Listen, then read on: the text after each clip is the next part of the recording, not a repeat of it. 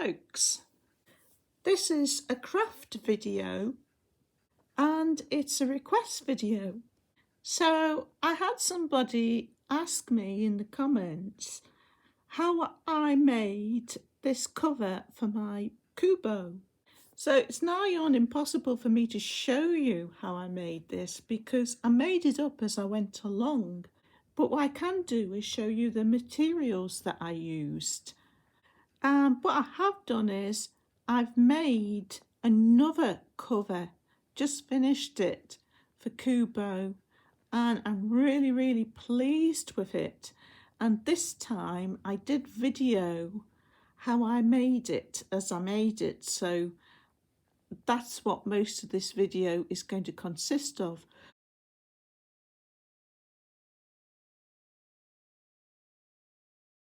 But first of all, I'll just show you the materials I used to make this cover. So the cover that I've made for Qoobo is knitted, and this is the brand and name of the wool.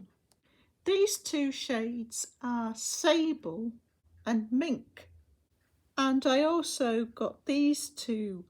I can't remember what the names of the shades were, but it was the same sort of wool by the same brand. And the great thing about this wool is it's kind of like thin pieces of fur, like you've cut false fur into very thin strips. And when it's knitted up, it knits up to look like fur. And the good thing about it is you use really big needles. I can't remember if I used 10 or 8. It was one or the other. And it knits up really quickly because you use such big needles. And this is what it looks like on the inside. So both sides you have this fur covering. So I knit the body in 2 pieces. I knitted this piece first and sewed it together. Then I knit a smaller piece for the head and sewed it partly onto the other piece, leaving a gap here so that I could actually pull it over the Qoobo. And the ears are knitted as well. And I basically made the ears and the whole shape of the Qoobo cover by just increasing where I wanted it to go wider and decreasing when I wanted it to go narrower. If you're interested in working with this stuff, I suggest you just experiment with it, because the great thing about knitting is you can always just pull it out and start again if you don't get the way you want, and just keep redoing it until you get right, which is what I did. And the beauty of this is because you're knitting on such a big needle, it knits up really quickly, so you can sort of knit it for a few minutes, see if you like it, carry on if you do. If you don't, just pull it out and try something different, because you get a result really quickly. But the most recent cover that I've made for Qoobo, which I'm absolutely delighted with, isn't made from wool, it's made from this fur. So I got this fur, it's a 3-colour fur, and I got this fur from a teddy bear making supply company, and I recorded the whole process, and that's what the rest of this video is. So hope you enjoy, folks. So I've used the original cover of the Qoobo to get a pattern. So I've cut 2 pieces of fur out. That's what it looks like on the inside, and there's the outside of it. And I've used the original as a guide for pinning on the zip on one side. So I'm going to sew that first.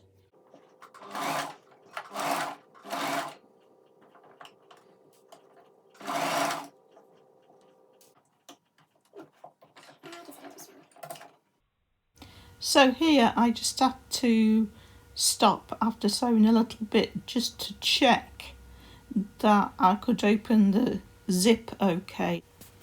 and that I wasn't sewing too close to the teeth before I carried on.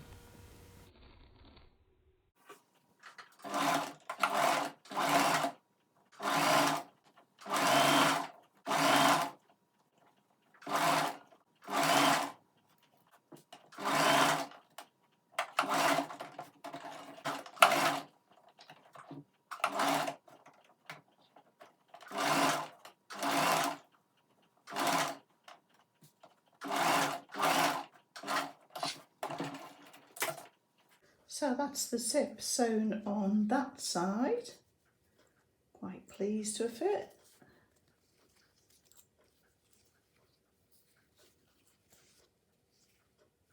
So now I need to pin it onto the other side and sew it.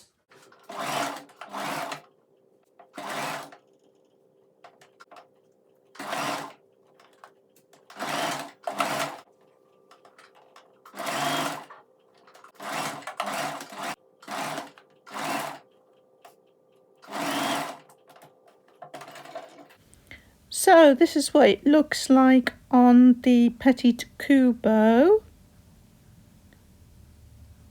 So it's joined the two pieces together round best part of the Qoobo now.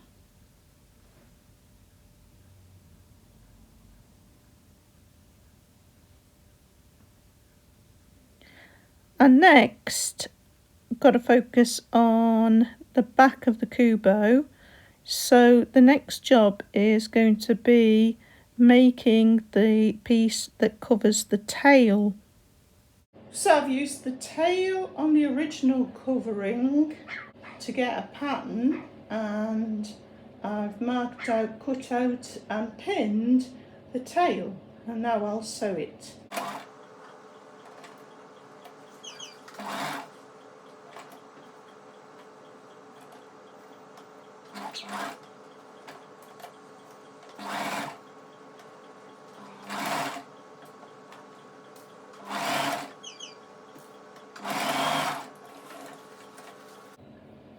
So let's see what it's like turned on the correct side.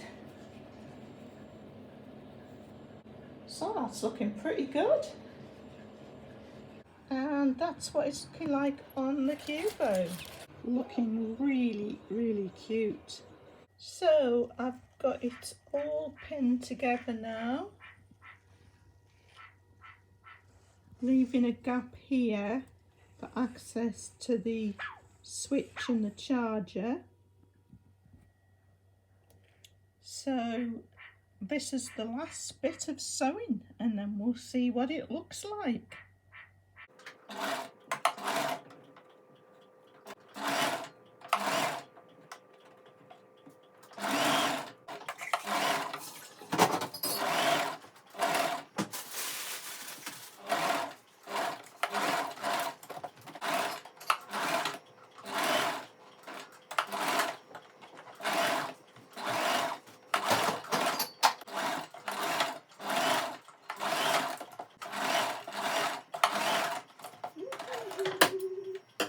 So we'll turn it on the right side and see what it's like.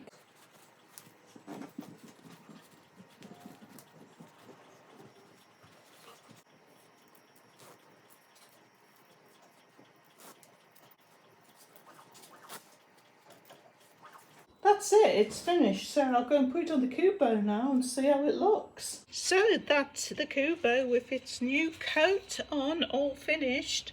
Apart from the things I'm going to add in polymer clay, like the ears. And it's possible to put the charger in and to switch it on without taking the cover off.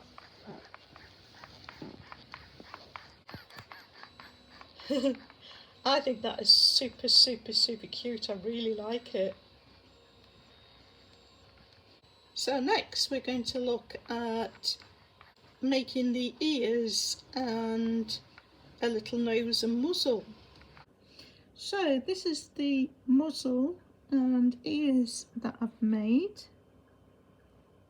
I'll just try those on the Qoobo, and then I'll paint the nose black before flocking the ears and the muzzle. So that's how the little nose and muzzle's looking before it's covered in flock. Pretty cute, and a rough idea of what the ears are going to look like.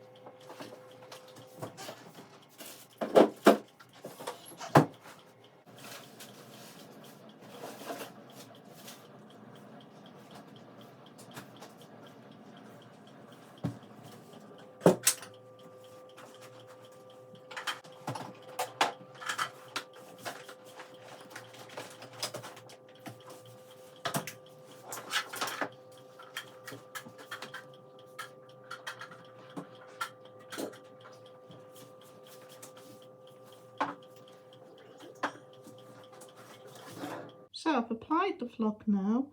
If you would like to see how we flock things, I'll put some links to some videos below where we did some flocking. But that's how the muzzle is looking with the flock on. I've just lightly placed the ears where they are going. They're flocked as well. And I'm really pleased with how they've turned out. So next I need to attach the ears and the muzzle to the coat. So Paul's put this fixing in for me into the back of the muzzle. He screwed it in a little bit and then put a bit of Evo stick at the base as well. And once that's set, we're going to put that into the cover, and then he's going to put a fixing on the back to hold it in place and grind the sharp point off the end and grind a bit of the length of it off. So Paul's made a washer to go on the back. So the washer's on and the glue's on, and we're just leaving that to set now. So folks, that's the coat with the muzzle now attached, and I've also put the eyes in place. Just use some of these eyes with backs on. Really easy to put in, and you secure them on the backs with these little washer things. So now all I need to do is to fix the ears, and then it is finished. And this is the finished result. I absolutely love this. I don't think I've ever been so pleased with the finished result of any project as much as I am pleased with this. I think it just makes it look so full of character and so cute. And I think I might even add some fat little paws for the front and the back. But that'll be in a later video. I'm just keeping him as he is for the moment. So folks, hope you enjoyed that, and I hope you found it useful. Thanks for watching as always, and see you next time.